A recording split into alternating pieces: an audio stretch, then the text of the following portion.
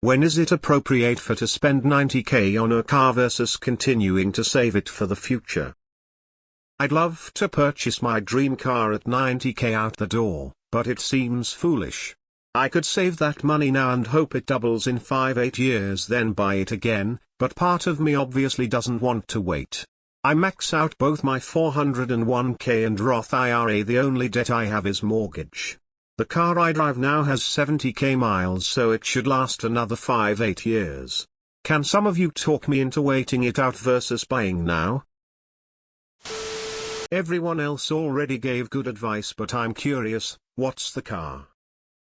Just rent your dream luxury car for a week a couple times a year. It might cost you $600, $1,000, but might get it out of your system and save you a ton. Completely subjective and depends on how much money you make. The responses here are baffling. If this is something you truly desire and it doesn't impact your other goals, retirement, family, etc., whatever goals you have, then it should not be an issue. All these people are such downers. I bought a Macan last year for about 90k and had buyer's remorse for a good 3 months. I financed 23k and it still bugs me to have a car payment. If you're good with the depreciation, have at it, but nothing will change besides a lower bank balance. If I had $3 million for retirement, sure. If you have money to burn, then why not? If you answered no to that question, then I wouldn't. Man, these replies are depressing. From a financial standpoint, a car will never be a good investment, but you don't live forever. Live your life while you're still able to. You seem like you have all your necessities already. I will buy a $90,000 car when both my kids' college is covered and I am financially independent. Your retirement accounts are being funded, you're carrying no debt, and you have emergency funds. The appropriate time is now. You have the disposable income. Unless you plan for fire and this would delay those plans, what else are you working for? At some point enjoy life. Plus in 5 years, you may want to get rid of it for something more reasonable and can recoup 40-60 of the purchase price.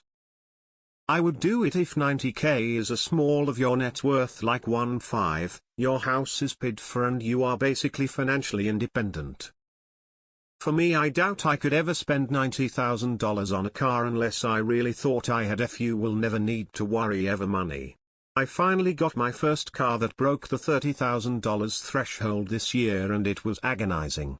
But our HH income is maybe $250,000 gross. If you are like double that, then I imagine it's a completely different mindset. I look back at the cool cars I bought and yes, they were fun, but they weren't $90,000 fun, and yours won't be either. But if you need to, buy a used 911 GTS for that price and sell it 3 years later for 10k less. I'd command 90k on something that's only going to depreciate in value.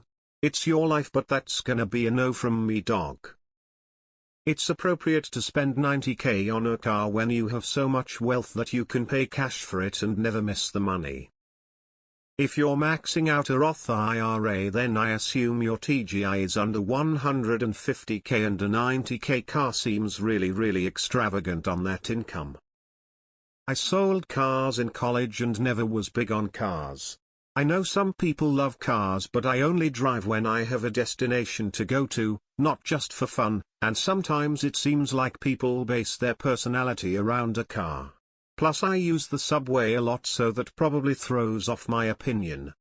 I'd rather throw the 90k at a mortgage. The Dow has an average return of 10 per year over time. You can get $9,000 per year in income for the rest of your life by investing the cash or purchase your new car. Choose one. A car at that price is either a statement or art. For me, it would have to be a very special second car used only on sunny days and for going to nice places. If you are going to street park it in a city, leave it at the airport parking lot, or watch it get door-dinged at the supermarket, not so much.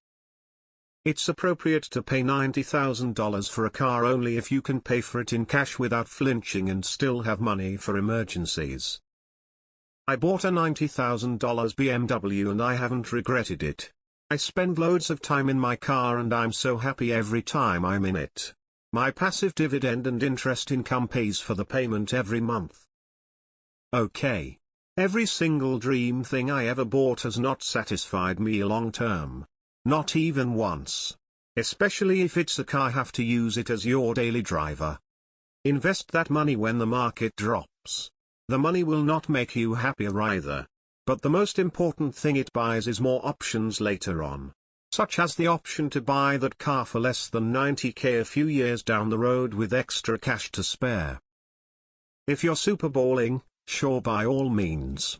I'd never spend $90,000 on a car, even if I made $300,000-500,000 a year. A car gets me from A to B, and that's all I really care about. Toyota Camry, Corolla or Honda Civic FTW. Edit: my 2012 Honda Civic's got more than 210,000 miles on it, and it drives fine. Not sure what kind of car you're driving now. Oh. Unless you're a millionaire and don't care about money, never. Wait it out. Imagine how cool the cars will be in 5 years. There is a difference between being able to buy an exotic toy and being able to afford to operate an exotic toy.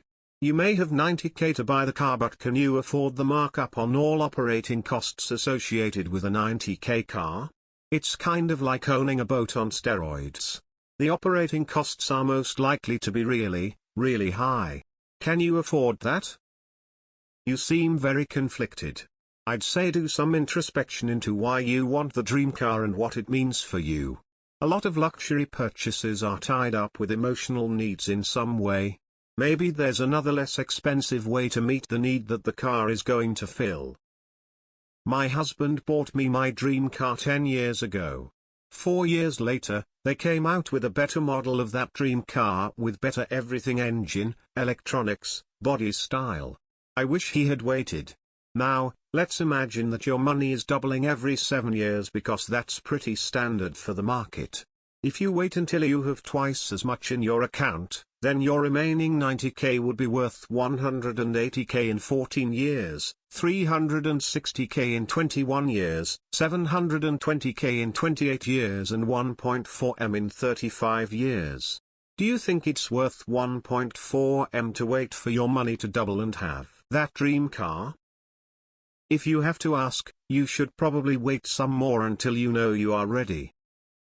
It largely depends on your income and your net worth, in my opinion. I would never spend that on a car, but I don't have near the income or net worth to justify it. Not really enough information here to advise. What do you make now? What do you want retirement to look like? What else do you want to do in life? If nothing else, can you lease the car? I could never in good conscience spend that money in this economy. Buy the car, man. You may not live 8 more years. Why $90,000 for a car? Use the car you have now and buy something later on. $90,000 for a car? But my dream car was a Corvette. Luckily they are much more affordable than a Ferrari. And fast. To me $90,000 is not that much of a big deal. Enjoy it now. You can't take it with you. I was in your exact situation and I bought the expensive car. 6 months later, no regrets. When you have saved 30 times what you spend in a year. Other than that, buy a CR-V or the equivalent emo. When is it appropriate for to spend $90,000 on a car versus continuing to save it for the future? A. When you have $500,000 in your bank, a C, and a fully paid off house. This seems a case of if you have to ask the question, you already know the answer. My general guidelines is a car shouldn't cost more than 15 of annual gross income or 3 of net worth. So, if you are earning $600,000, spending that much on a car won't change your financial picture. I can't imagine spending that much money on a car, but I really don't care about cars. It isn't only the initial cost but also insurance and the fear that I or another driver is going to damage it, and then having the right parking where I might go. If you have to ask, it's way out of your league. Is your retirement fully funded? Is your emergency fund topped up? Mortgage paid off?